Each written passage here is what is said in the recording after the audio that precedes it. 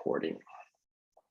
All right, so today's session is basically looking at how can we take our infographics and translate them or transform them into a format that is accessible through social media. So what can we do to communicate our research to a more general audience through social media?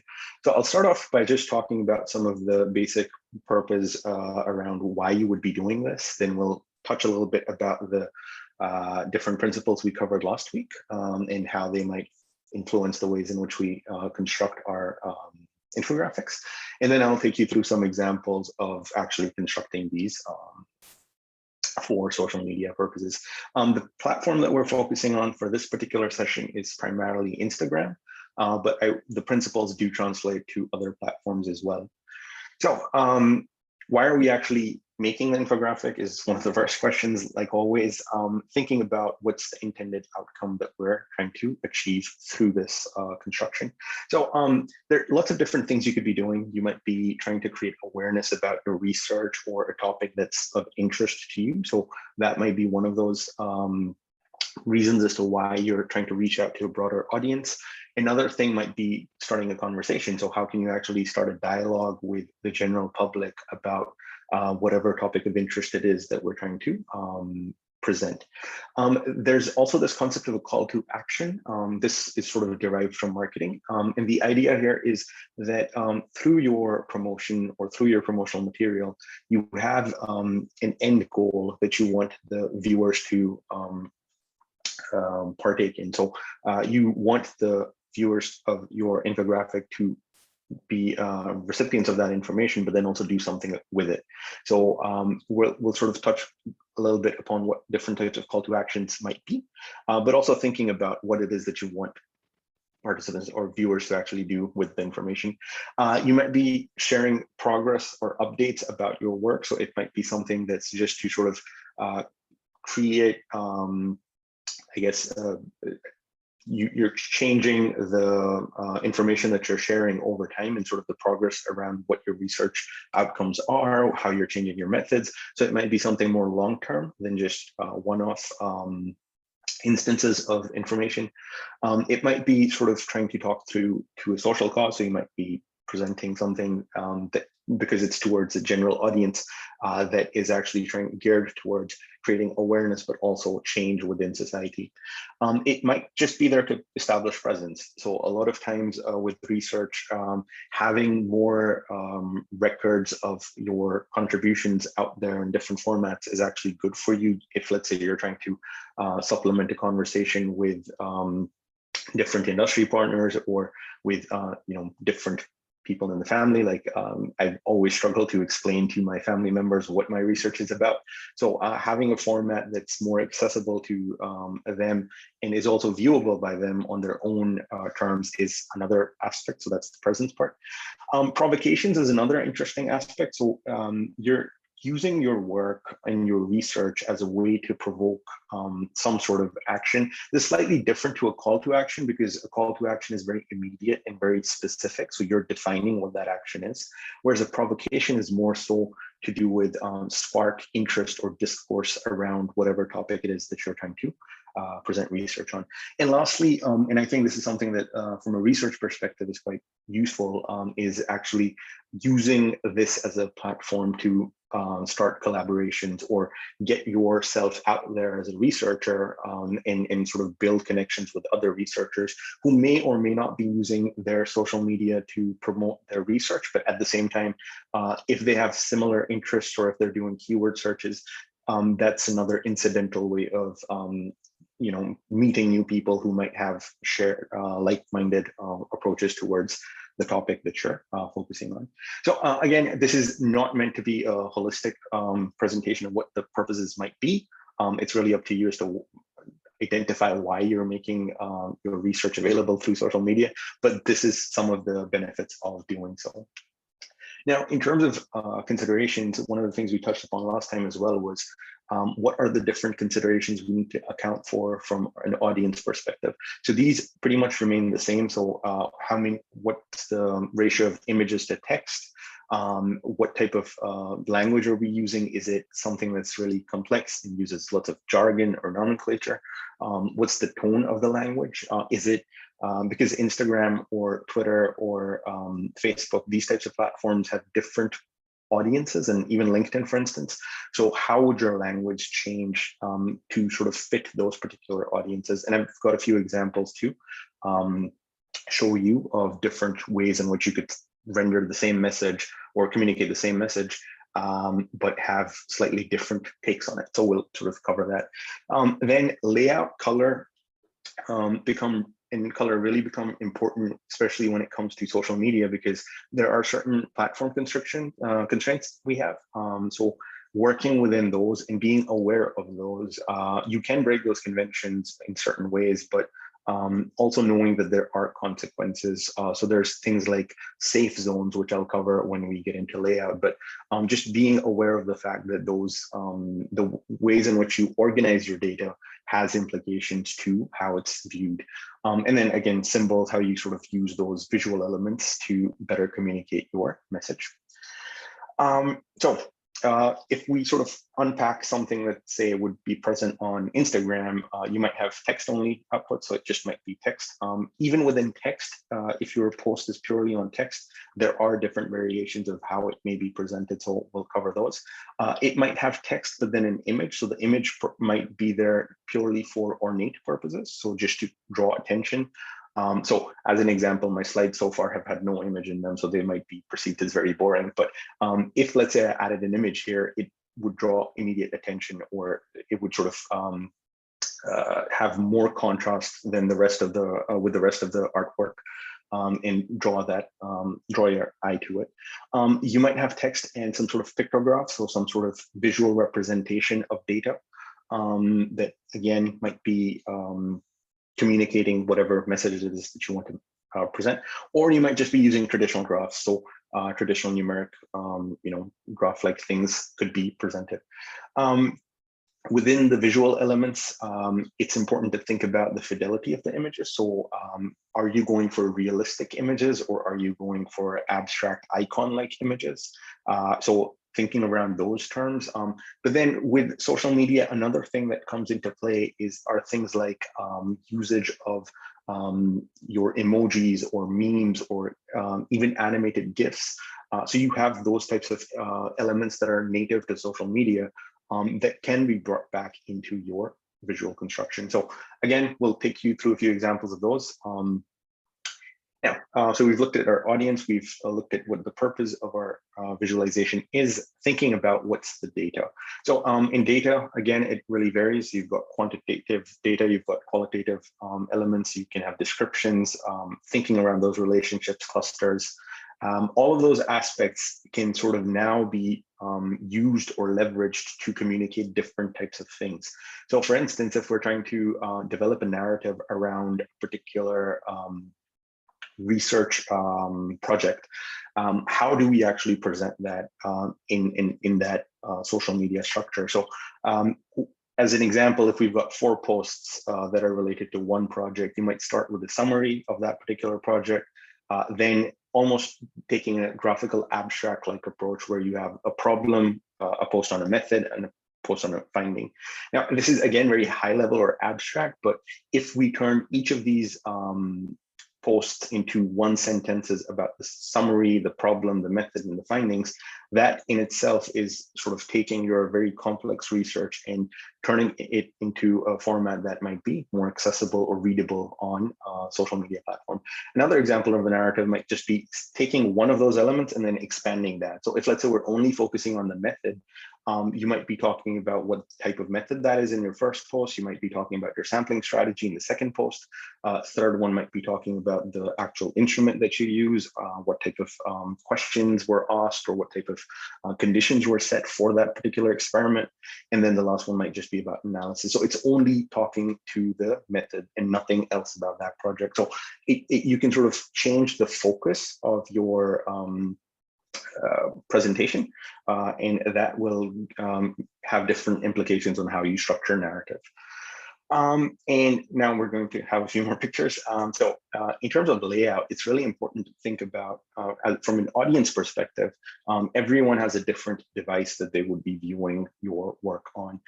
Within certain devices, the screen size would be changing. So as a result of that, the implications to how your artwork is presented also varies. So just being aware of the fact that if someone's viewing this on a phone versus a mobile, a tablet versus a laptop, all of the renderings of the output would be fairly different. But just being aware of that fact, majority of users of Instagram are generally on their phone. But within the phone, for instance, if you have a Galaxy Note, which is a very large phone versus, say, iPhone mini, which would be a smaller phone, the screen size, dimensions, and would all change. So just being aware of that fact. Now, within Instagram, you've got different types of posts. So one of the styles is your actual post, which is on a feed. Within these are square-shaped posts. Their resolution generally should be 1080p by 1080. And I'll show you a slide on resolutions as well. But these are square-based outputs. One of the things with the posts is that you can have multiple chains of posts that are all together. So you can sort of swipe, which those of you who use Instagram might be aware of. Another view that's often used is the profile view. So here it's a grid, and this is essentially a grid of all the posts, with the first post being the most recent. So sometimes with different brand pages, what you do find is that they actually use multiple posts within a grid to communicate the same message. And they also sort of try to create mosaics of images through the posts. And the last format that we'll be covering today is your stories. Stories are essentially the live updates, or well, the more, I guess, dynamic updates that have a 24-hour life, but they also take over the entire screen, and your content sort of lives there. Now, the topic about, so the point that I was making about layouts earlier is very relevant and important to think about when it comes to stories. So within stories, there is a certain criteria for where your elements should be placed.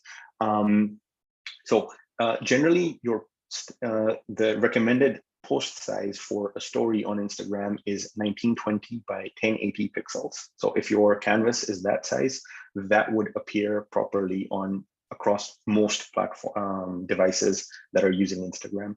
But then there's something called the safe zone. So the safe zone is basically this 250 pixel high box on the top and the bottom that refers to the area within which, if you were on the other side of that, your content would appear properly. But if you sort of break that grid and come outside of that safe zone, there's a chance that either the content will be zoomed in too much or it will be cropped out. So your viewers might not be able to see it. So as an example, when you're using the story mode, if you're sort of taking an icon and placing it at different locations, you'll see this blue grid that appears. And that grid basically is defining that safe zone.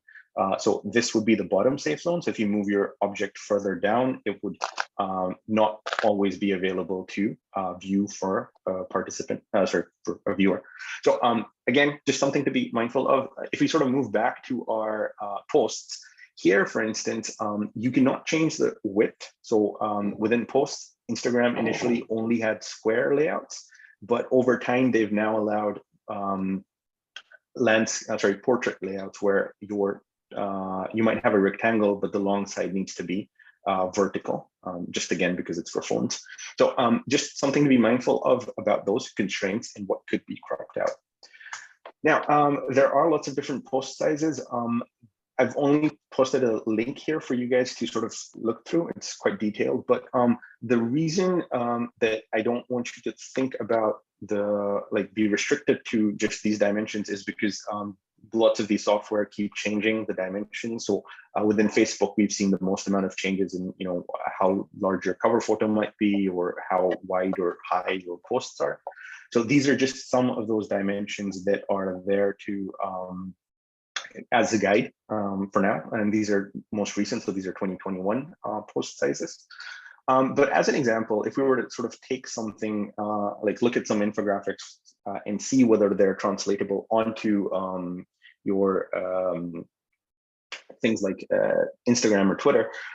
Let's look at this example. So this is again from last week, where we have a square-based output or construction of an image within the infographic that might be translatable to, say, a post. So if I were to take this part of the artwork and just chuck it into a post, it isn't super cluttered. And I think just because of the way that it's designed, not a lot of tweaking would be required to actually put this onto an Instagram post for your feed. And similarly, if let's say we've got a vertical poster, it will crop some of the sides, but you could possibly arguably take this in the 1920 by 1080 size and use this in a story post.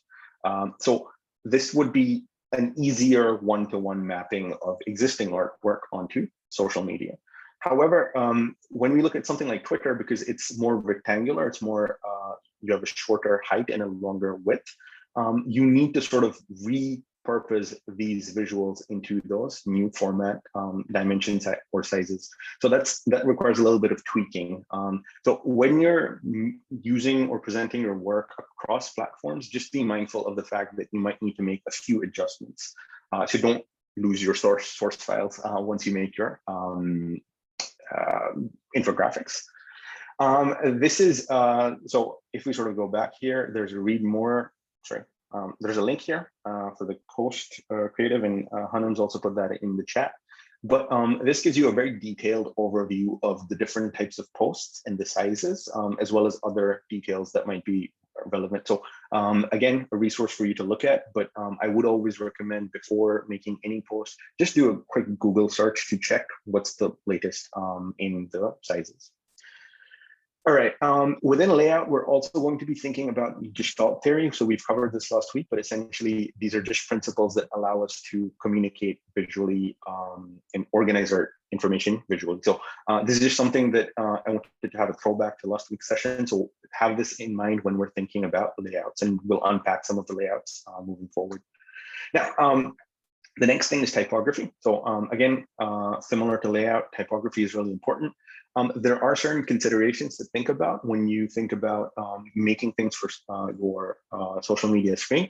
So we were looking at our text hierarchy in the last week, and I'll show, I think I have that here. So this is our text hierarchy where we've got different sizes for different elements. So your heading, your body text, your captions, any labels. So you sort of develop that hierarchy yourself.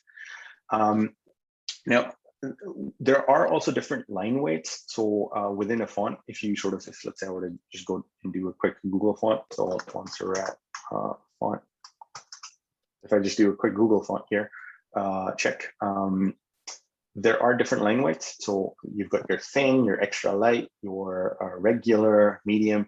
So one of the first principles within social media visual construction is that if you're using two different weights, skip a weight in order to develop contrast, but don't have elements. Let's say if I have a thin and then I have, say, a black, which is a super thick font. If I were to pair both of those up to, let's say, have a heading and a body text, it would look really, really weird. So, and be difficult to decipher. So so when you're doing line weights, try to skip a line weight to create that contrast. And I'll show you an example in the next slide as well. But then have consistency across fonts. Don't change those too much. Consistency in placement. Develop that hierarchy. So pre-establish that before you actually start constructing your work. Or if you're sort of developing the typography as you're making elements, make sure that all future elements follow that same hierarchy. There are also considerations about line spacing and justification that are very important when it comes to social media on your phone, post on phone, just because the height of the posts, the height between the lines becomes important to think about, just because it is, I guess, if you have too much line spacing, especially with smaller fonts, it becomes hard to read. And the contrast element that I was talking about was just using the really thick font with the hairline fonts. All right, so what I thought was I'd actually show you someone's Instagram posts, because here I'm going to cover a couple of things. This is a user interface designer trying to explain certain principles that they've developed themselves over time. through the projects that they've worked on. So a couple of things before we start looking at what they're actually saying is noticing how they've laid these out. So there are 10 elements within their post. They've got a cover post with a very in-your-face type of post or cover page and cover title. So how to suck less at typography. And then they sort of explain how they went about this. Then they get into their actual rules. And so one thing that I'll just quickly touch upon, the last post, so this is post 10, is essentially again like a cover. So they're almost using the analogy of a book where you've got an opening cover and a closing cover, and everything else in between is the content. Another thing that you'll notice is that as I'm hovering through these, there's a little bar up here, and this bar keeps showing progress. So that's another way that they're, in addition to the little dots at the bottom of the Instagram post where you can sort of see where you are, just because it doesn't give you a definitive endpoint, especially with 10 elements or 10 pictures, it's their way of making us sort of feel a little comfortable about or where we are in that overall narrative. Now let's look into what they were actually saying. So one of their first principles is using a 140% line height. So this is, again, something subjective that's only based on what they want to do. But what they're saying is that if there's 100% line height, your second line would be here, and 140 is just a little bit lower. So that's their guide to line heights. Their skipping a weight argument is essentially here. So going from a regular to a medium might not be a lot of contrast. And sometimes you want that, sometimes you don't. But then having too much contrast is also not a good idea.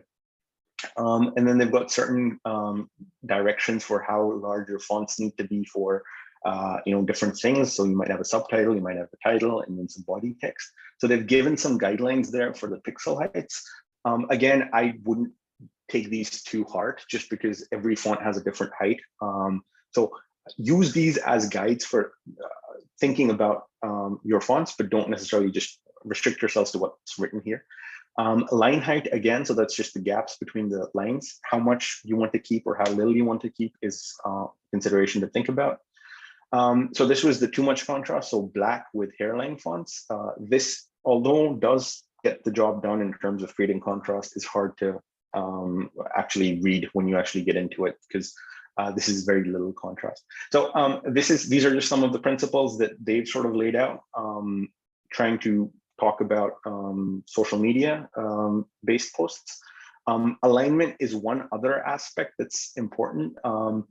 Their arguments for never justifying paragraphs and all, again, it varies based on your own preference. But I mean, they're basing all of this, and they've sort of put a big disclaimer that this is all based on their own projects. So this is not a set principle to think about. But when it comes to ideas like alignment and justification, so this is again from the previous week's slides, but the idea is that if you have too few words, just because of the width of your phone, because your phone's width is a certain size. So making sure that the font, there's a balance between how big the font is and how few words are per line is important to think about. Now, last thing that we're going to touch upon before we actually get into the examples is being consistent in your branding.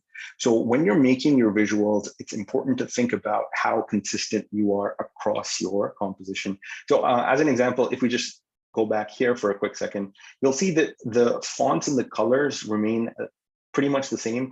The rule height keeps changing, so there is a bit of variance that they've added.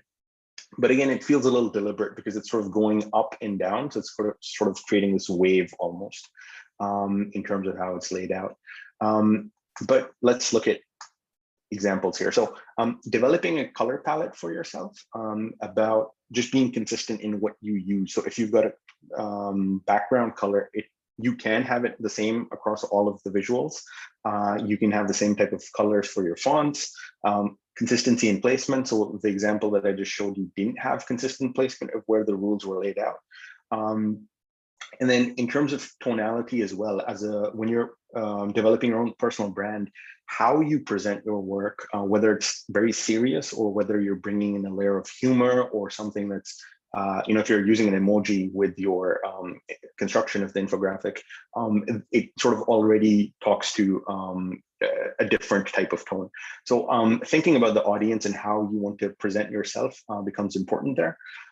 Being consistent in how you present your work, and having a call to action. So if, again, we sort of jump back here, they have a statement here. So hope you learned something cool and don't forget you're breathtaking. So that's essentially just trying to be nice to us. But then they are also highlighting towards saving, sharing, and liking. So that's their call to action there, in a very subtle way, after being overtly nice to us.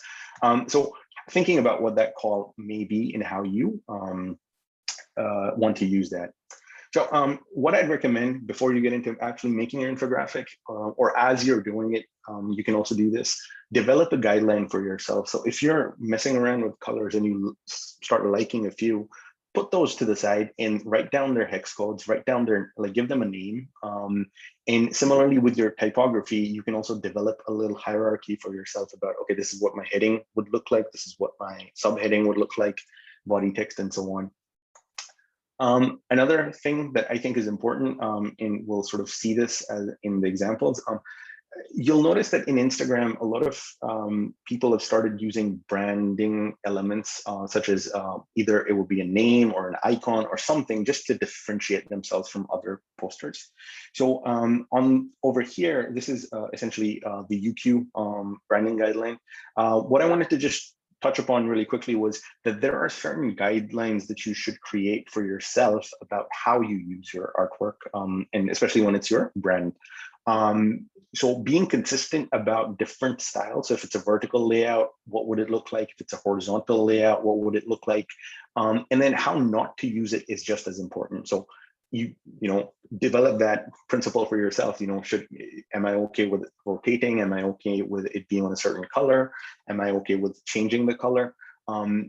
Ideally, you should be very restrictive. And within branding, especially logos, it's important to think about the color scheme. So what would this logo look like on a black background? How would it look on a white background? How would it appear on an image?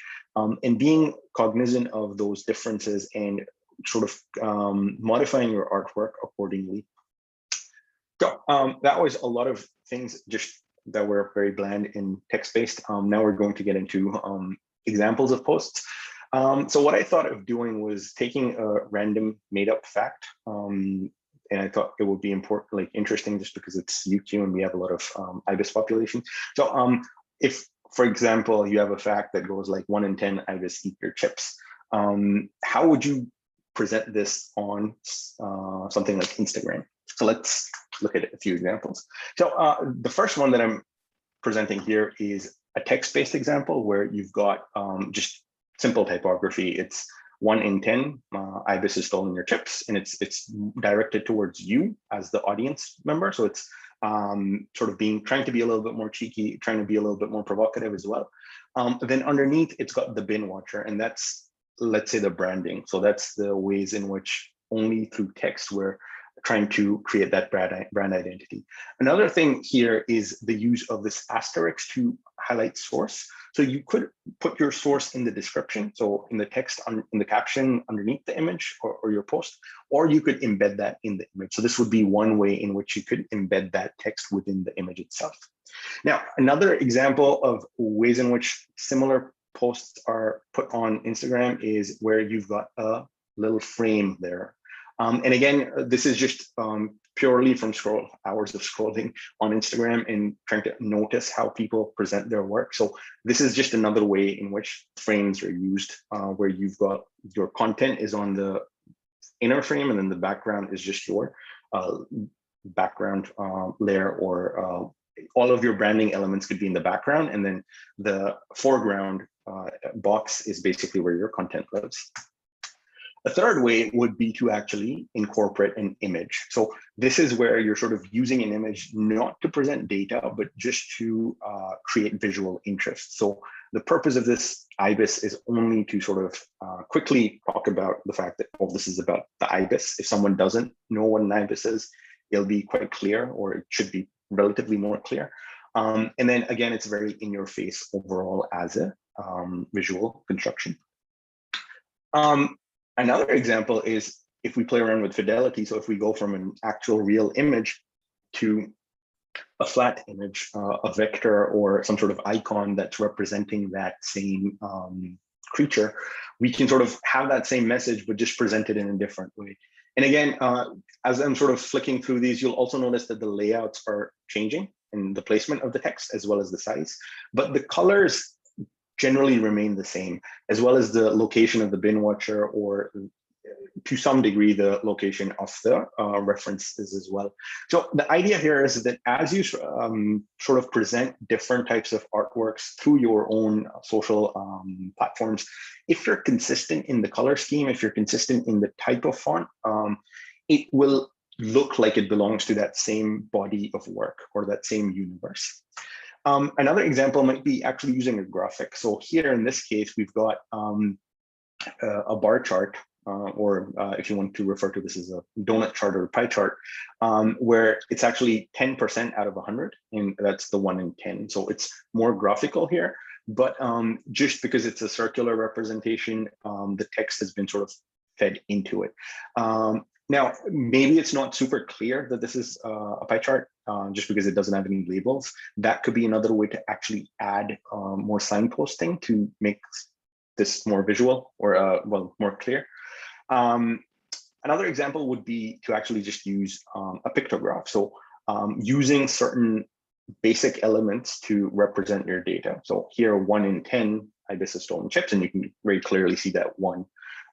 And by presenting it as a pictograph, the magnitude of the attack or the theft is sort of a little bit more clear. Whereas if we look at it in a bar chart or a pie chart type structure, it's not as apparent as to what that really means. Another approach could be taking a little bit more stylistic liberties here. So this is both looking at using the same pictograph element or style, but then doing it in a way that is visually or aesthetically a little bit more attention seeking almost, where it's got the same fact, the same type of typography, the same ibis as the previous one, but here we are actually representing the chips as well.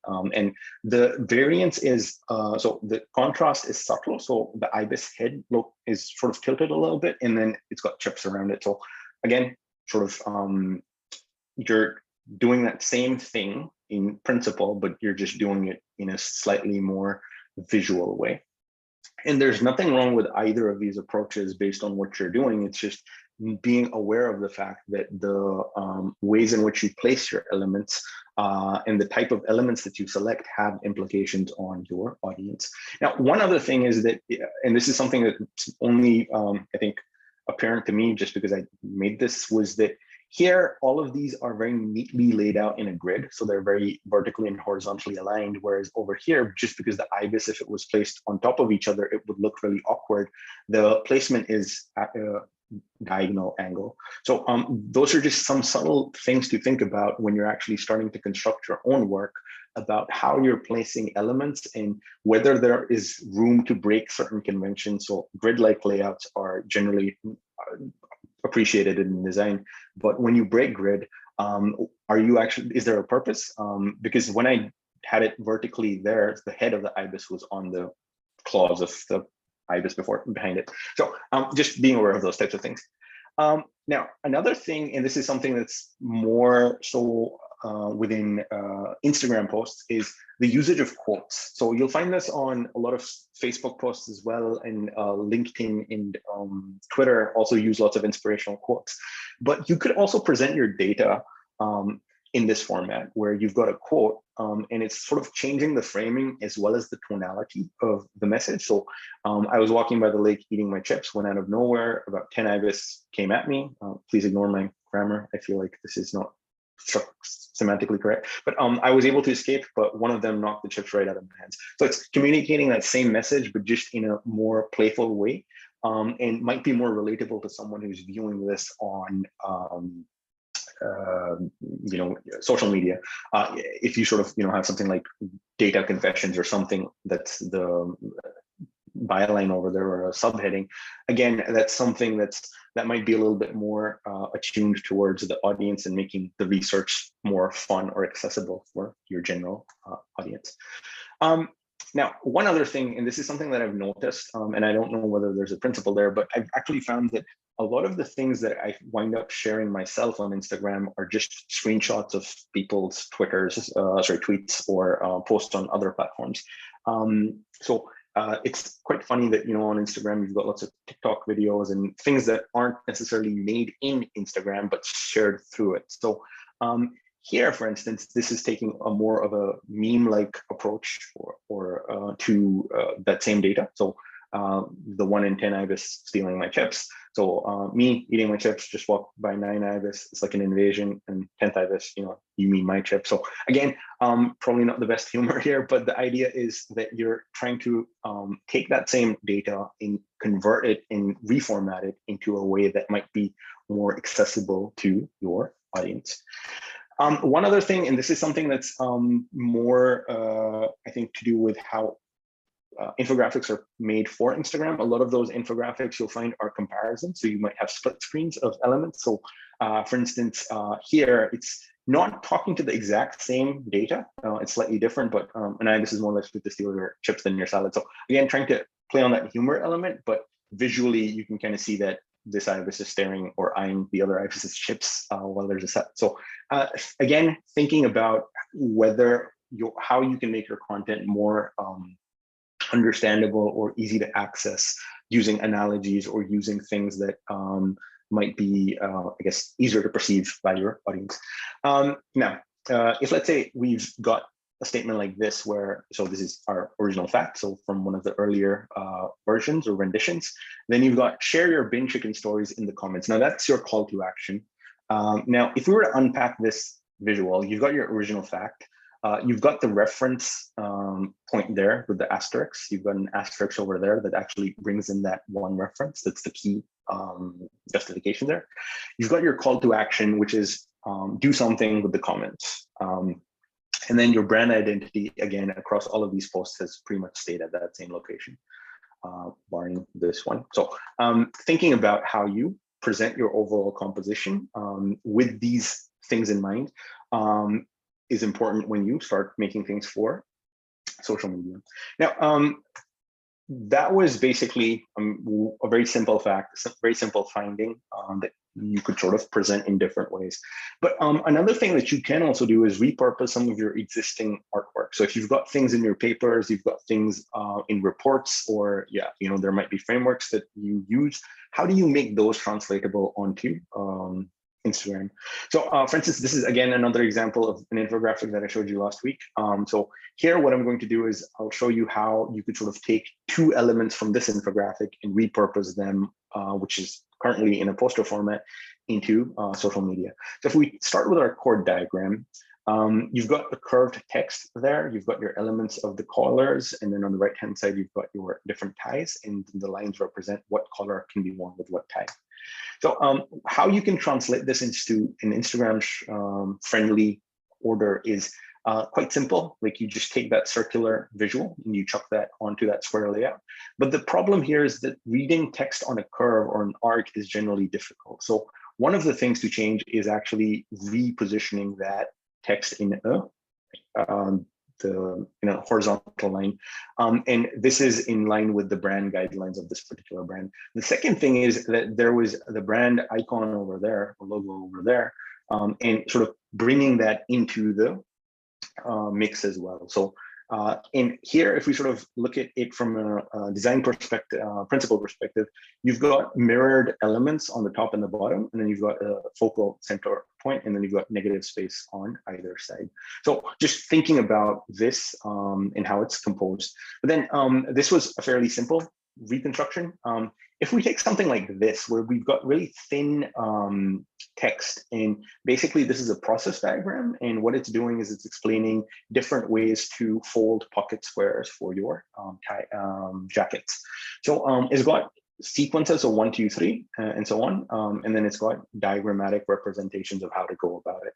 So how something like this could work is we need to change the way that the fonts are laid out, because these are very difficult to read.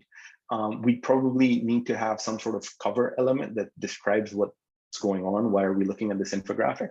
And then the branding elements also need to stay a little consistent. So How this one is done is that it sort of breaks the 9, instead of having one holistic infographic element, into 3 subsections. So making it into slightly more bite-sized information elements that is easier to consume and look at on a phone screen. And also because with Instagram, you could zoom in a little bit. So zooming in just a wee bit here wouldn't be the worst because the visual representations are quite basic. So how would you actually do this? You might have a cover at the start which says, 9 dapper ways to follow your pocket square. And then at the end of it, you might have some sort of call to action as well. So, what's your favorite style, as well as maybe follow us. So if we sort of revisit this entire thing as a whole, you might get something like this on Instagram, where your first post is the cover, which is sandwiching the actual content. And then on the last post, you have your call to action, as well as what you want the viewer to do at the end of the scrolling. So again, this is reformatting one type of visualize like infographic. Now, going to now look at, again, reformatting, but this time from a research-based poster in only one aspect. So here we've, this is again an infographic that I showed you last week. Here we've got the income inequality and regional disparities in China. So it starts off with the problem, what's been currently done, and then the last one is the solution or recommendation of the authors.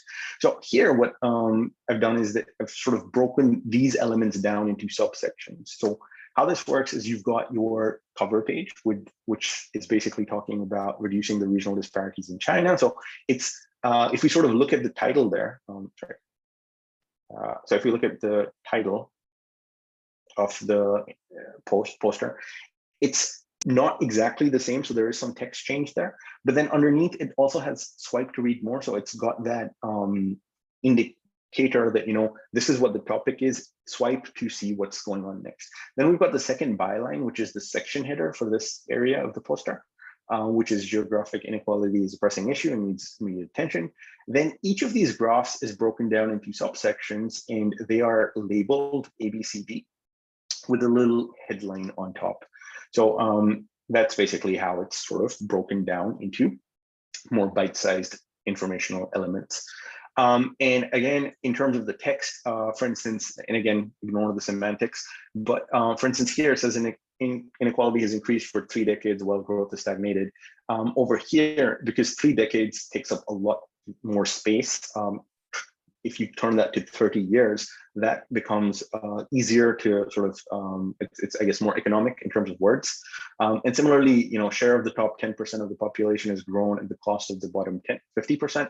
So top 10% population share grown at the cost of. So again, it's a little bit of restructuring of the text, and please ignore the way that I've done this because it was fairly quick. But the idea there is that you can communicate that same message, but you need to translate it a little bit for the media, and also be cognizant of how much text you can squeeze into that space as well. Now, one thing that I did not like about this particular visualization is just the ways in which the labels are placed. So another thing to think about is how can you actually increase the font size or make those more visible as well. Now, another example from a more research-oriented perspective is actually taking a method or methodological approach in how can you convert that into an infographic. So this is a method that I used in my research called Lego Serious Play. And the idea was that there are 4 steps to this method. The facilitator introduces a prompt to the participants. It's a workshop material, so it's to ideate. The second step is that participants respond to that prompt. Third step is that participants actually describe what they've done in that construction and explain it to the audience. And then the last step is to actually discuss and reflect on what the key takeaways are. So it's a very collective activity. So what this means is that you could sort of structure that method into very bite-sized elements. Here, for instance, because it's a workshop material and is in most design workshops, generally that audience uses sticky notes. So using an aesthetic that is inspired by sticky notes, as well as the color scheme, you can sort of get away with that while not necessarily deviating too much from your overall brand aesthetic, I guess. So instead of talking about the Lego Serious Play method, or in a more serious tone here, it's how to use Lego as a workshop material. So it's completely taken away that more mechanistic language and then put that in as a byline, so it doesn't take too much attention. And then the rest of those elements here are sort of, again, using that marker on sticky note type aesthetic to make it appear that this is like a sticky note with a little description underneath. Again, bite size, lots of negative space there as well to give it breathing room for the viewer. Another rendition of that same exact thing is actually using frames. So here, these are 1, 2, 3, 4 steps. But if I were to repackage this and try to make this more serious, I could use just basic or more serious looking font. Images that do sort of allude to what's happening. So you've got your prompts in card formats, you've got your Lego that's being placed to construct things. You have the overall construction there as the outcome, and then you've got conversation bubbles as indicators for dialogue. Now, another aspect, like the reason why I wanted to show this as a layout was because a lot of posts on Instagram these days actually use this 4-box comic layout. So you get lots of memes and stories that are presented in this 4-box structure. So you could also use that again to present more serious topics or more serious concerns in this particular structure. So yeah, and again, this is sort of taking 4 swipes and turning that into 1. So again, it could be good, it could be bad. It really depends on the tonality as well as the appetite for how your readers are looking at the content as well. You could also, for instance, have this as your cover page and then have one page dedicated to each of these steps. So in a prompt, it could actually show an example of a prompt, what that prompt might be. And similarly, an example of a construction or description. So you could have a little bit more detail depending on how you lay this out. All right, the last bit of things that I'll cover are actually related to presenting work or advertising it to either collaborators, either the research community, or just get basic traction on what you're doing. So for instance, what I decided to do was take a publication and see how that could be reformatted or reconstituted to actually serve as a way to promote the work.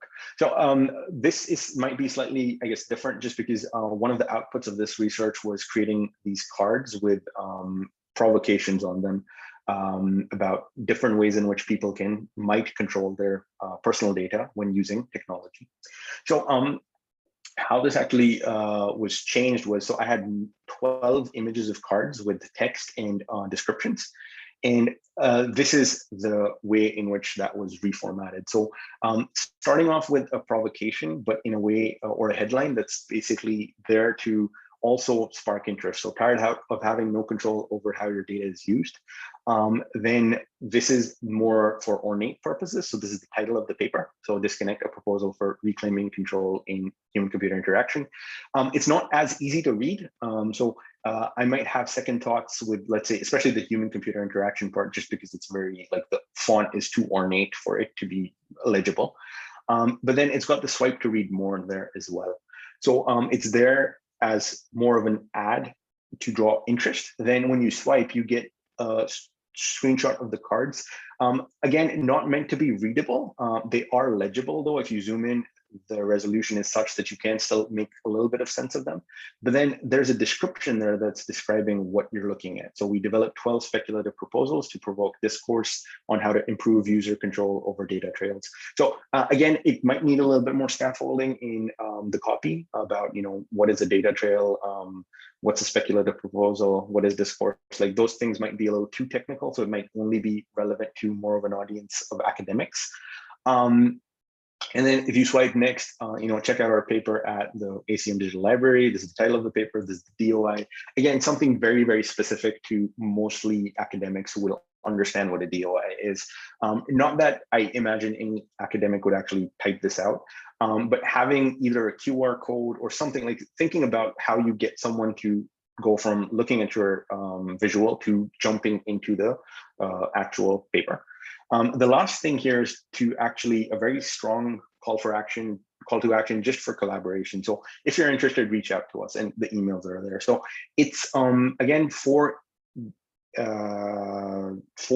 separate frames to help advertise your work. The screenshot of the paper is also there from the library. Again, just there for ornate purposes. You can possibly pinch and zoom and read the abstract if you want to, but I wouldn't bank on it. So thinking about whether you can advertise your work similarly based on whatever it is that you're working on. So this is essentially using that as a structure, like the elements that are there. So this is another infographic that I showed you last week, which was talking about having an interactive conference poster where you actually crowdsource outputs or ideas from your members of the audience and try to get them to come up with more ideas. So again, same project, we were trying to get people to come up with their own ideas of what data control mechanisms might be, and any thoughts or reflections on the overall space as well. So how something like this could be repurposed for something like Instagram could actually be developing a story.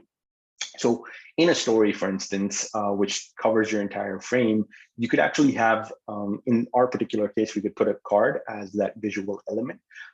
We can have our, how would you like to control your data as our question. And then using the questions feature in the creator mode, you can actually get or crowdsource inputs from your audience or viewers.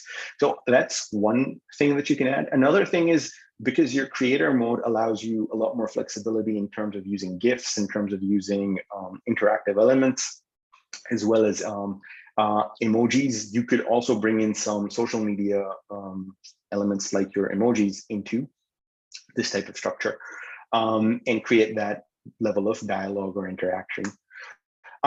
So I'm going to open the floor up to questions, but before that, actually, no, I think Hanum has to do her presentation first before the questions. But one thing that I'd like to ask you to do or think about in your own time is how do you actually go about reformatting an existing graphic and convert it to a social media friendly structure? So, it could be a graphical abstract, it could be a diagram, it could be a chart from whatever your research or area of interest is. How would you actually go about doing that? So sketch out that process. It could be something that you do on some, PowerPoint or Google Slides. You could do this on pen and paper. It's just to get you to think about what decisions you need to make at each step, whether that's reducing the amount of text, whether that's thinking about the layout and how you break that apart. So that'd be one of the first things.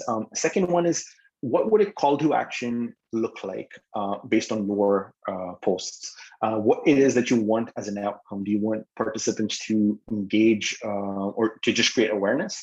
Do you want them to sign a petition? Do you want them to reach out and collaborate with you on your work? Are you looking for participants? Are you looking for different analytic tools? Thinking about what those things could be and actually writing that out. And through that exercise, you'll be better able to think about, how do I actually communicate this now that I know what my intention is for using this as a platform? The third thing that I recommend doing is also, as you go, develop your own guideline. So what colors do you use? How do you use the font? Does it have meaning? So if we think about, say, the example with between these two, you've got a relatively more ornate or I guess non-serious font that's trying to emulate or draw that comparison with a marker or a handwritten writing that's more in line with the sticky note. Or you could be using more serious elements that again are easier to read, but not necessarily having any sort of personality to them. So thinking about those when you're developing your guidelines as well. Do you use a certain name or pseudonym for yourself within the artwork as your branding, or do you use an icon, a logo that you develop for yourself? So just I guess, spelling those out for yourself. If you do these 3 activities, whether that's for subsequent classes or subsequent sessions where we do the interactive clinics at the end, or whether that's just for your own purposes, I think doing these 3 things will help you really think about your overall message and how you achieve your outcome. This is again a random plug, well, not random, a reminder for Canva. So sorry, words. In the next session, we'll be looking at how you might use Canva as a tool to construct some of these infographics. And so again, if you haven't already, I'd recommend signing up to Canva, playing around with it, see for yourself how the interface works. It is quite easy to use and user-friendly. You've got a very easy to follow Instagram post structure there. So have a play around with it, and then we'll sort of have a more formal session on how you might use it, Canva, to construct some of these types of infographics. Yeah, in the next session, we'll be using Canva. And I think that's all from my side. Feel free to email me on either training or my own email address if you have any questions or want to have an offline discussion. Hanum, do you want to have questions now or after your yeah, if anyone has questions they have in mind, you can ask. We can have a quick session now, or if you want to wait until the end, then we can have a longer Q&A session at the end. We might just have it at the end then. Yeah, I guess. Yeah. Yeah. Cool. Feel free to put it in chat if anyone has any burning questions. Feel free to put them in chat, and I'll think of answers for the next 20 to 30 minutes. Yeah. Cool. Definitely. All right. So I'll stop sharing, and I'll let you. Actually, I might pause the recording first, and then I'll stop sharing.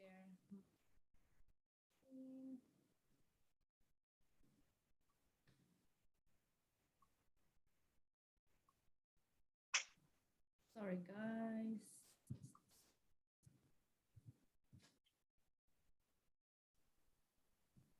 So I'm using Canva for my presentation.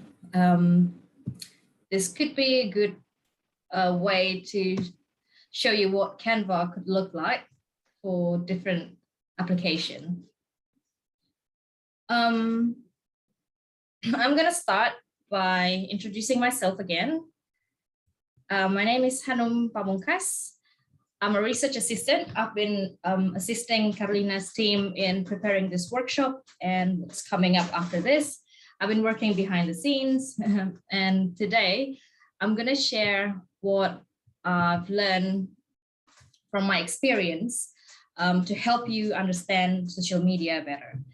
I'm not a researcher, but I have done a lot of work on social media. So hopefully my experience can help you guys navigate Instagram and other social media platforms better. Our objective for this workshop series is to help you communicate your research to a broader audience on social media through infographics. So I'm going to start by giving you an overview of different channels, how they work, what's good about them, and what's not so good about them, how people behave. And you'll see why we're highlighting Instagram for this workshop series. Let's start with Facebook, the most popular social media channel. Even though a lot of people use Facebook, when you post something on it, chances are you're only talking to your immediate circle, because the friends you made on Facebook are the people that you personally know, unless you're reaching out through different outlets like Facebook groups or Facebook page. You should also be mindful when you post on Facebook, because your friend can download your content and you won't get notification for that. Second one is YouTube. I like to think of YouTube as a search engine for videos. So whenever I go on YouTube, I go on the search bar, type in the keywords, and then find the video that I want. It's very rare for someone to go on YouTube not knowing what they're after. So that's what I mean with the disadvantage here of no news feed. Also, it's very video based. So for today's presentation, we're going to focus on the image infographics. So I'm not going to go too much into YouTube. Another video based platform, TikTok, which is very popular with the younger audience. Although people go on TikTok usually looking for entertainment content. And because it's a relatively new channel, we don't know yet how they will proceed for more serious content like infographics or research. Twitter. This is very popular among academics. It's quick, it's instant. You can get yourself updated really quickly with what's going on with the current trends and events. It's like a newspaper. But the not so good thing about Twitter is if you don't get traction, if you don't get retweets and replies right away, chances are your content will be short-lived unless you share it onto another platform. And even though it's the most popular among academics, it's the least popular when we talk about general audience and social media users. Instagram, on the other hand, is more like a magazine. It's vibrant, it's dynamic, it's very visual, it's interesting, it's great for personal branding. But the not so good thing about Instagram is that the platform and the users, they tend to value aesthetic over information. But this is why we have this workshop, because we're gonna help you to present your data in a visually attractive way, so you can fit them in Instagram. Another thing about Instagram is the algorithms that change really quickly. So there's no fixed formula on how to succeed on Instagram, but I think engaging content in Instagram will eventually gain more likes and get more exposure. So let's understand Instagram better. To do this, I will take you to a tour inside Instagram. So when you click on the icon, it will take you to your homepage. This is the posts from the people you follow. And if you go back up, you'll see little circles there. These are Instagram stories. Awais has mentioned about it before. So when you click on it, it's more light, it's quick, you can tap or you can slide to go to the next stories. They, however, only last for 24 hours. So a lot of people use it to interact more with their followers through polls and quizzes and lots of other tools. The next one, the next button on the bottom there is your search bar, where you search for things. You can also see the videos that Instagram suggested for you based on what you liked previously or people you follow and what they liked. So these are the explore page. The button in the middle, we're gonna go through it in the middle. This is Instagram Reels. It looks like TikTok. It works just like TikTok. People go on it for entertainment purposes as well. This is Instagram Shop, where you can sell stuff. You can maybe sell your merchandise in there. And the last one here is your profile on Instagram. This is all your posts and your content presented in grid view. Each row have 3 images or videos. And the little circles in the middle there, just underneath edit profile, is your story highlight. Remember, Instagram stories only last for 24 hours. If you want them to be available for longer than that, you can save your stories in the story highlight over there. So that's what Instagram look like. So what makes great Instagram content? Great content has to be relatable and it has to be engaging. So you have to connect your content to what your followers are interested in. and you have to present it in a way like you're telling them a story. You can also use awareness days to connect your content to recent events. Also, to make it more engaging, of course, use high quality image, and interactivity is also important. You can use polls, or you can just simply by comment on other people's content to make it more interactive. It's also very visual. Like I said, it's like a magazine. And when you plan your content for Instagram, please focus more on the quality of your content rather than how often you post on Instagram. The last point here is the call to action, like I have mentioned before.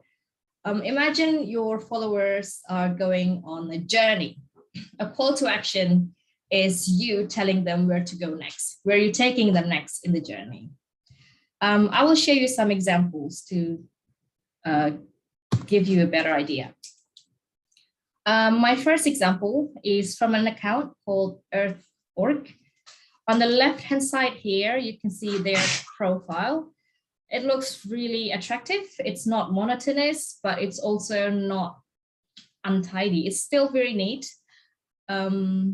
They use a lot of infographics in there.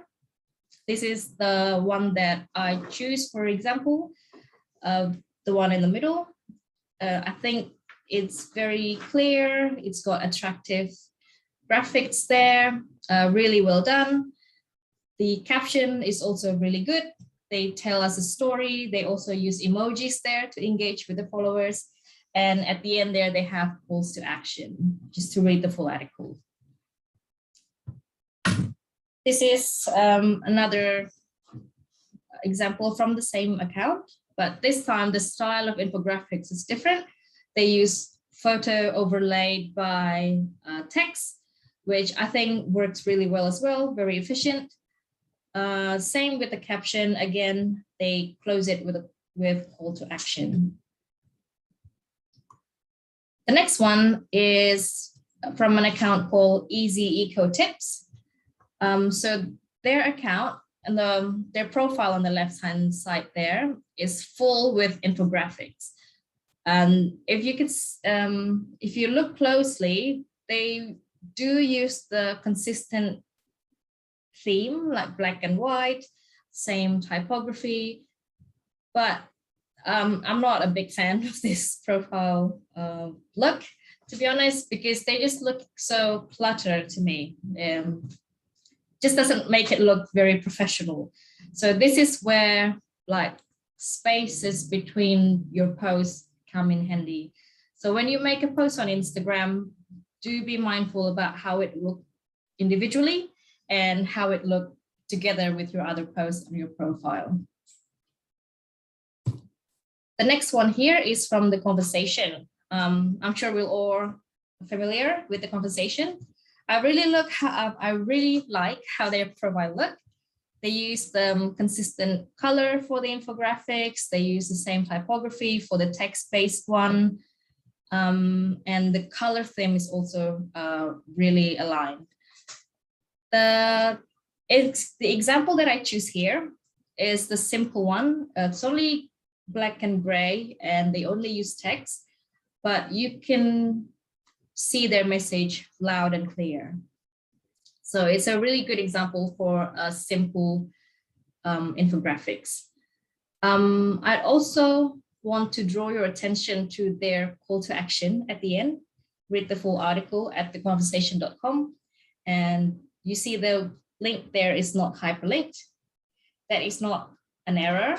That is because Instagram caption won't allow hyperlink. That's why before you see people put the links in their bio where the website field should be. You can only put one link on your bio, but there are ways around it. Like there's a free software called Linktree, which allow you to put more links. Also, maybe you can put a link to a Google Drive folder and you can list all your resources in there. That's also another way to use the link in bio. The next one is one of my favorite accounts. It's called Earth Offline. you can see from his profile here that he spent more time in planning his content. You can see some sort of pattern there. The use of photo and then graphic, and then you can sort of see like a diagonal pattern there. And I think this account do really well in engaging with their followers. Like you can see he made a game content there with crossword. It's a really clever way to engage with your audience. So when you do post on Instagram, you can be more playful with it. You can use emojis, you can like make games and stuff like this to engage with your followers. The next example, the Marine Diaries, is an example of how you can collaborate on Instagram. So if you look at the call to action, they're inviting people to tag the Marine Diaries to be featured. So a lot of their content are not original content. A lot of their content are from other people who tag them, and then they feature them in this profile because they obviously have more followers. This is a pretty common practice in Instagram. It just goes to show how people can collaborate on Instagram. This is my last example from AMCS, the Australian Marine Conservation Australia. I also really like how they do their social media presence. They choose blue here as their primary color.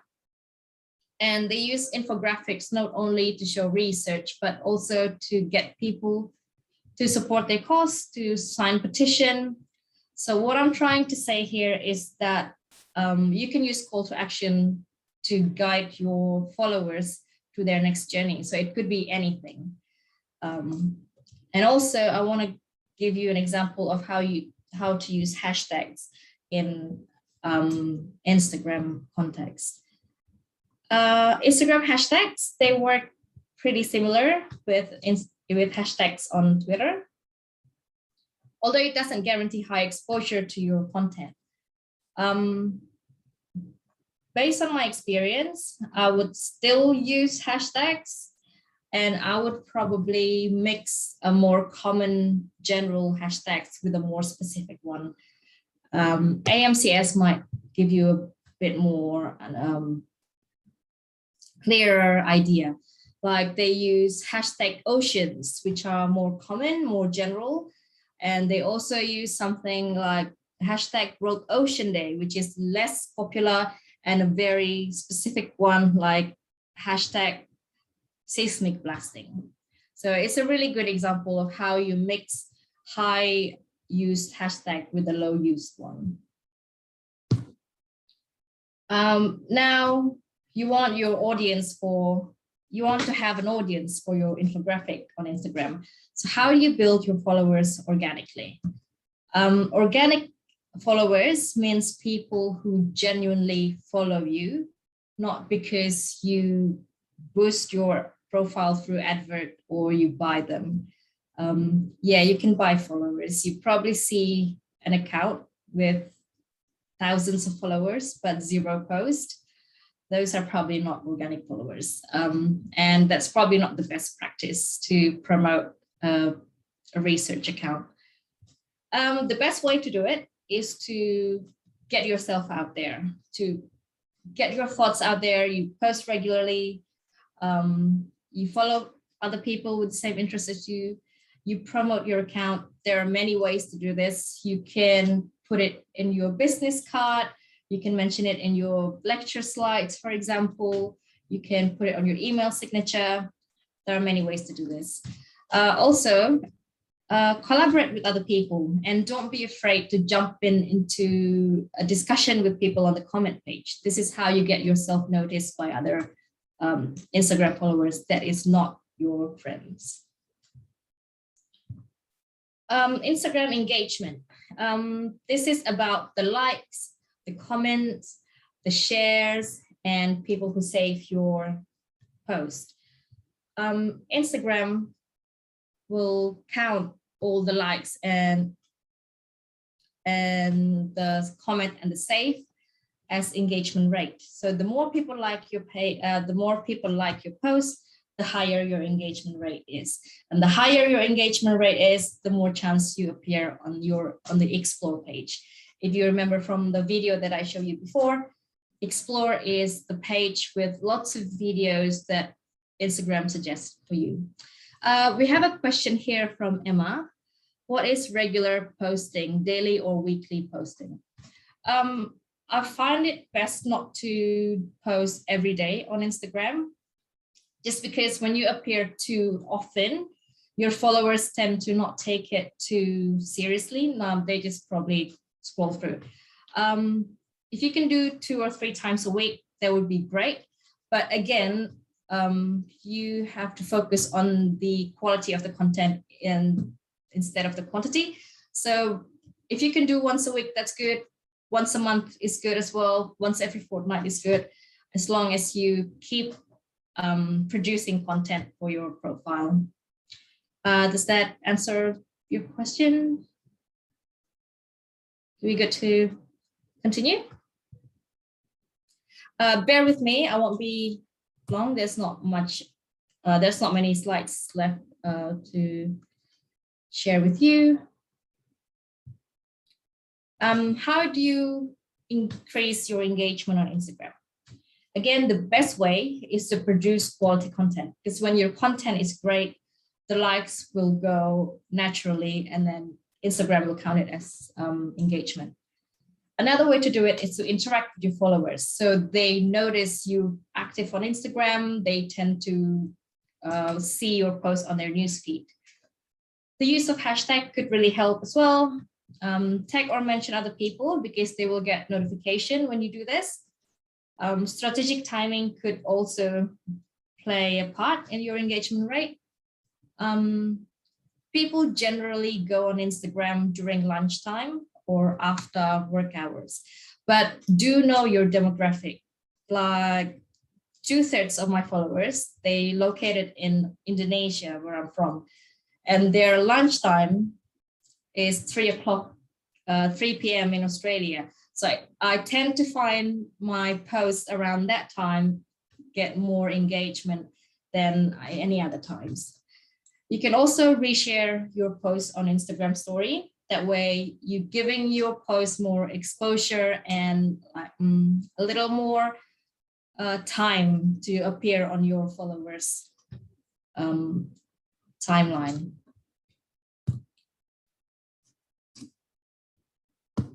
If you want to go deeper on understanding how you perform on social media, you can switch to professional account. This is available for everyone. It's free. The thing about it, when you switch to professional account, it's also make your profile public. So you can't have a private account with this feature. This feature, the professional account feature, will give you an insight on how your content perform. So this could be useful if you're running an organizational account, so you can measure your performance. You can evaluate your strategy for the future. You can see what content works and what doesn't, or what time of day works for you and what doesn't. That is the end of my presentation. So if anyone got any question, we can address it.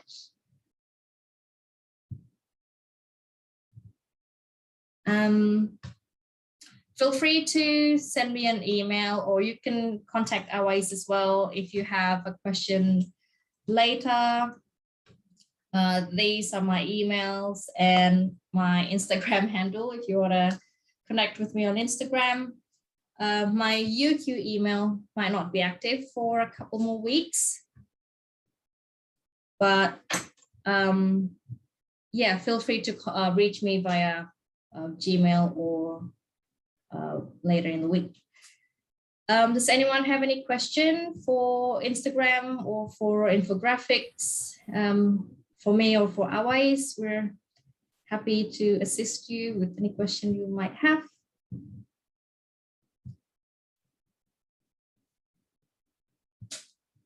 Any comments from you, Awais, on how Instagram work? No, I think it was a very good and detailed presentation from your side. I think just on the frequency of the posting, I think that's a really good point about not overwhelming your audience as well, so that it gets lost in the clutter, and letting your posts, sort of giving them some space to be viewed and have people sort of look at them. One thing that I've seen certain people do is if they want to get a certain post more traction later on, they do post it on their story after a little while as well. Yes. So that way it sort of, reinforces, or if someone may have missed the post during their feed, it just allows them to have another look at it or another incidence of looking at it. Yes, yes. And the way with the story is you can interact more with your followers, because you can add comments in there, like asking people for their feedback or polls or quiz. So feel free to explore Instagram. If you have an account on Instagram, try all the buttons. They always have something new to try. I have a good fun with Instagram. And if you have any question about Instagram or about infographics, feel free to reach out to me or to Awais.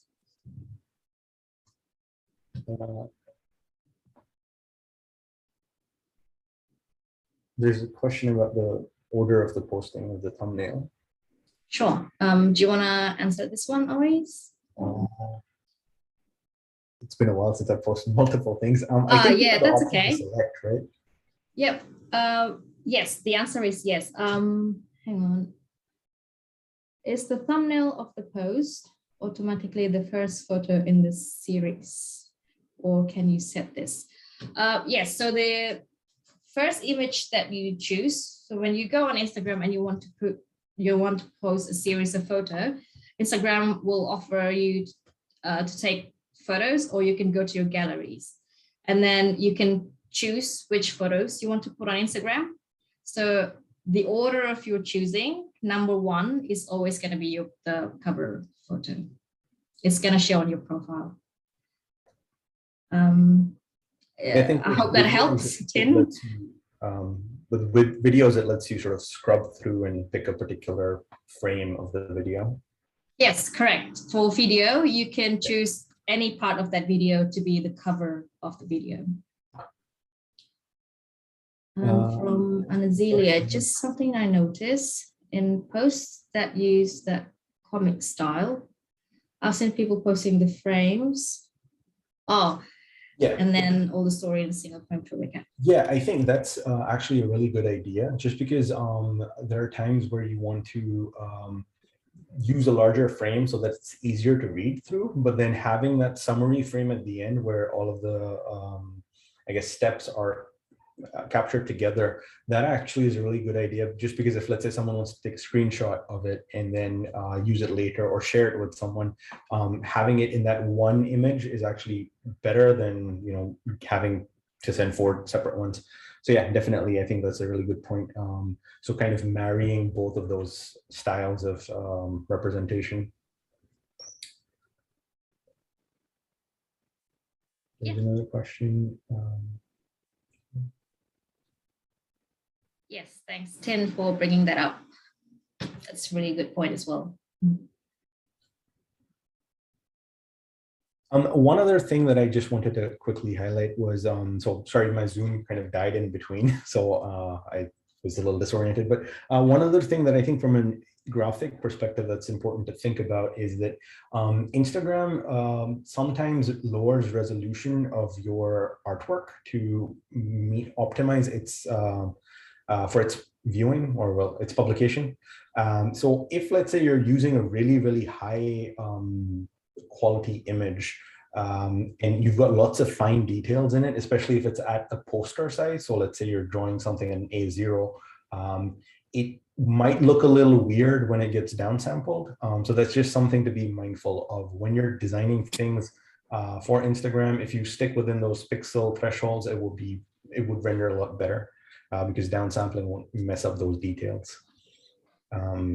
But I don't think a lot of people make large infographics at that scale anyway, so hopefully it shouldn't be a problem. Yeah. Hi, hey Mitzi and Alois. Oh, my video's off. I just wanted to add something that might be of interest to people. So first, thanks for taking over. I have some deadlines going on, so Hanum's taking over. So I'm kind of I have the screen at the side of me, so I'm around. If there's any questions, also I will give update of what's coming after this workshop, after this. So Hanum, if you could kindly just stop your screen share, I just wanted to show something. The one thing that I find is very challenging with Instagram is the fact that a lot of what's happening has to be done through your phone. So it's not like Twitter, where you have TweetDeck and everything that you can copy paste from your laptop. So it is a really phone-based application. I do want to share, if I'm allowed to, really quick how to overcome this. So there are tips and tricks to overcome this. And I've worked with actually a team that helped me guide through my social media plan. And this is why Hanum is also around. So anyone who has questions, she's here to help us, like basically CBC us through any tips, anything that you need with social media content, strategies and such. Alois is also around.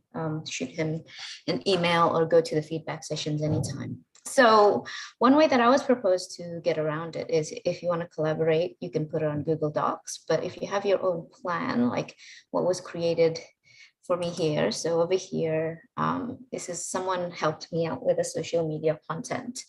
And you can see how basically there's a content calendar, and then there's like a preview. And for example, my first content and what's inside the caption, what I should write, so you can prepare all of these texts and everything beforehand. And because Google Docs is obviously you can access it through your phone, what you do is just copy paste it into the Instagram app, because rather than taking all the time to write all these details on your phone, that would be the last thing you'd want to do. Preparing something like this and then transferring it to your phone will be a really, really good way, not only to help your work, but also you can make a strategy based on when to post, what to post, how it looks like. Like over here, this one would have multiple posts.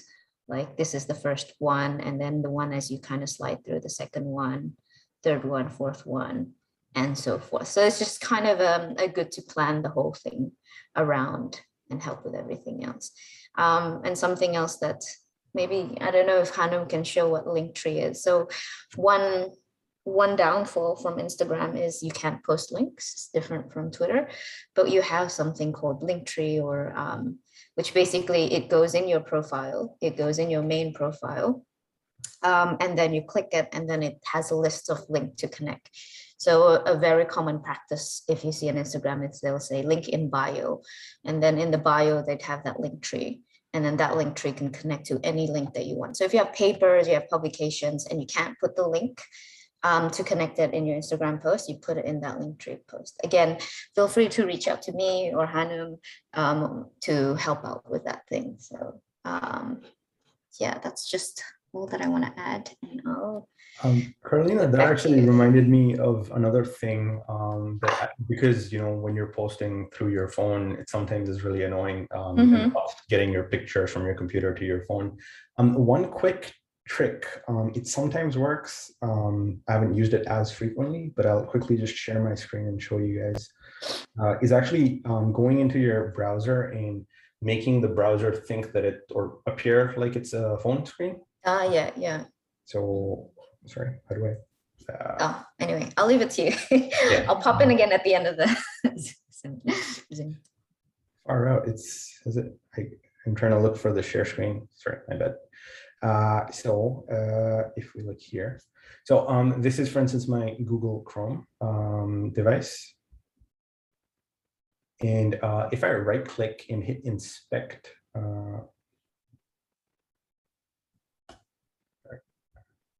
so if I right click and hit inspect, it opens up this type of layout where if you click the this icon here, you can sort of toggle between your full screen and your camera, your mobile screen layout. And you can flip over as well about what style you want. So let's say if you want an iPhone or a Pixel, you can sort of click that. It changes the dimensions. If you refresh the page, it pops back up these, it's Will Smith, these options here. So you can actually add content now from this particular post here. So that's just a quick tip. Right click, inspect, toggle through devices, and then refresh the page. Yeah, this is a really good tip, always. The way I used to do it, thanks, Karina, for sharing the Google Docs document. That's a really good way to plan your content. And you can also go on to scheduling tools. Let me share with you what they look like.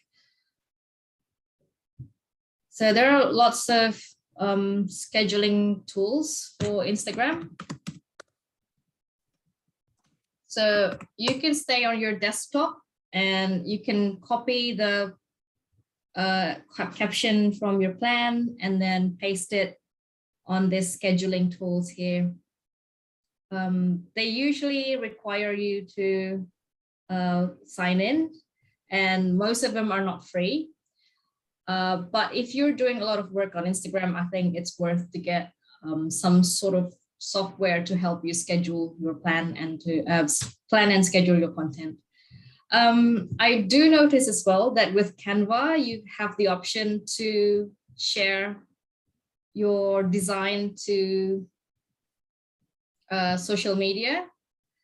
So you have the option here to share it to LinkedIn, if you see, or you can share it to Instagram, Facebook, Twitter, Google Drive. So it's a really good investment for people like me who do a lot of work on social media to have a Canva Pro. So if you want to have a look at Canva, otherwise we'll talk about it more next week. Sign up to Canva is free. You can learn all the buttons, but they do have limited high resolution image and factor icons that you can use. There's another question here from Tin. Is there an optimum number of hashtags? A lot of people have a lot of hashtags, and I'm just wondering if this could be the case. I don't think there's a fixed formula to this, but because you're not limited to 140 characters, you have the options to have stacks of hashtag or just one or not at all. It's good to try different style and see what works for you. I would probably use about 3 to 5, not too much, and it gives me the room to experiment with different hashtags as well. Some people have a stack of hashtags ready on their phone notes and they just copy and paste it when they post on Instagram. But after Instagram knows when you use the same hashtags over and over again, and after a while they start to notice that you don't engage as much. So it could backfire. So yeah, try to use different variety of hashtags when you're using Instagram. I hope that helps.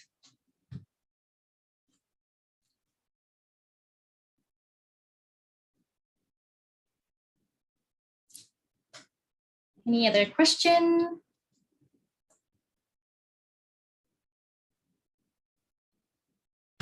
Karina, do you want to add more comments on the workshop or the workshop series itself? Yeah, so there's no more questions. Otherwise, do you want to add anything? No, I think it was. Okay. Well, hopefully, great presentation, you both. Hopefully it's useful for everyone. So I think this ends the session for today. I just want to give an update. So next week we will have a Canva session with Awais. And I think even though it's Canva, you will be touching upon some other tools potentially as well. You mentioned Awais. Yeah, I'll introduce a few others, but we'll predominantly look at Canva so that everyone has access to the tool, and it's quite like you can do lots of cool things with it. Okay, great. And Awais will also mention, I guess, if there's any UQ library training and stuff that if you want to explore something outside of that. Yeah. Yes, so there will be that next week, and throughout November, we will be holding feedback clinics. So how the feedback clinics will work is they will be in-person feedback clinics, and they will be Zoom feedback clinics. We will let you know how many are the schedule soon after the next workshop.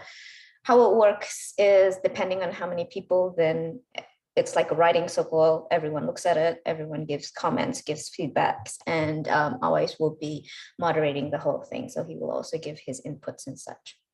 So as part of the whole workshop and the grant, the idea is also mainly to showcase, to present tools for our researchers to showcase their research in the form of infographic and social media posts. So we do want to showcase what everyone has learned from all of this.